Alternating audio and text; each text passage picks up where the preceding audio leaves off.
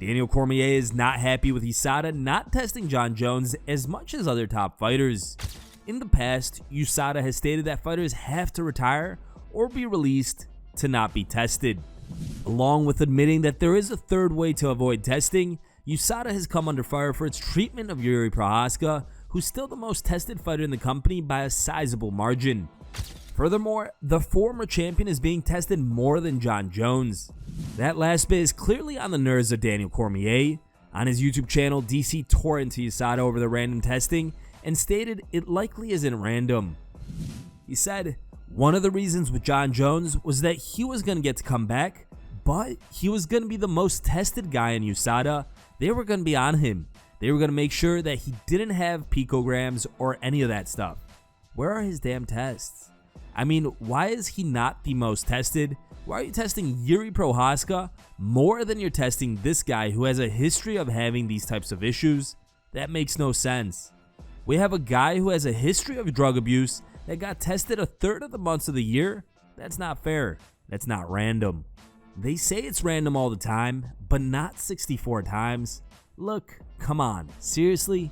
He should be tested. Based on history, we're through the year. Poor Yuri Prochazka is showing his wiener every 6 days. He's having to get in front of that USADA guy. USADA should look at it with Jones based on the history of performance-enhancing drugs or the issues he's had. To me, that just doesn't make any sense that he's been tested so little. The price of UFC pay-per-views is set to increase in 2023. According to Adam Stern of the Sports Business Journal, the price of a UFC pay-per-view will increase in price from $74.99 this year to $79.99 next year, starting with UFC 283 on January 21st in Brazil. The report says Disney is making the switch as the move reflects the value of ESPN Plus and the popularity and quality of UFC events, and that it doesn't impact ESPN Plus sub price. The update is not expected to affect the cost of the ESPN Plus subscription, which is currently $9.99 per month. This news is becoming a yearly trend, as this is the third consecutive year that the price for UFC pay-per-views has been raised. In 2022, it was raised from $69.99 to $74.99 after it was raised from $64.99 the previous year. We should also note that the UFC doesn't control the price. Rather, ESPN decides the price of the pay-per-views as they are the ones selling them. What do you guys make of the prices of UFC pay-per-views increasing in 2023? Leave your thoughts in the comments below. There has been a lot of buzz around Jake Shields' run-in with Mike Jackson at the UFC Performance Institute over the last week, Matt Brown being the latest to chime in on the matter. While speaking on the Fighter vs. Writer podcast, Brown said that he is siding with Shields because Jackson is the one who started the beef and he deserves what he got. Now, Jackson took to Twitter and fired back at Brown by writing, "White nationalism is wild. These thugs create their own fiction and believe in it as if it's a fact. Matt Brown, what you said didn't happen. You didn't even have to voice your ignorant opinion, but I get it's the white fragility in you." Brown responded with, "Dude, you need help.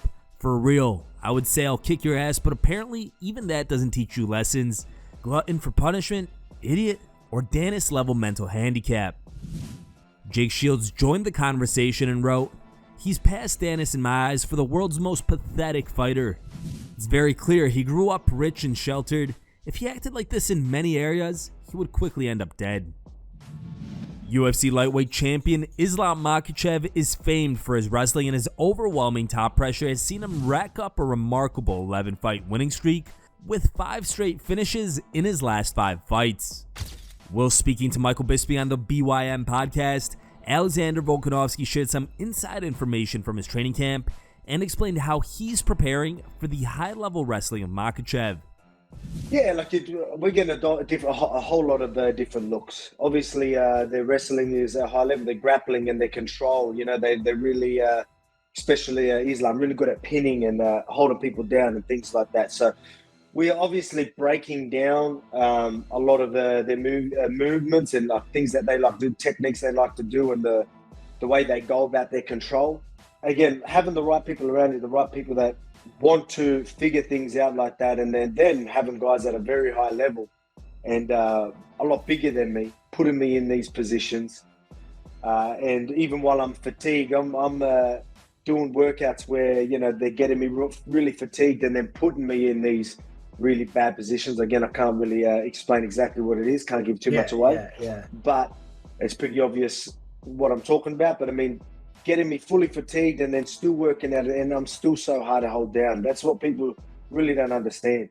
So again, people are going to go, yeah, it's different to this. I go, I'll show you. Again, no disrespect to them. Their grappling is very good. That's why I'm taking this so serious. But let me tell you now, I'm the man for the job. Here are the top 3 funniest memes we found on the internet today. Third place was found over Reddit and was posted by a user named Doom2658.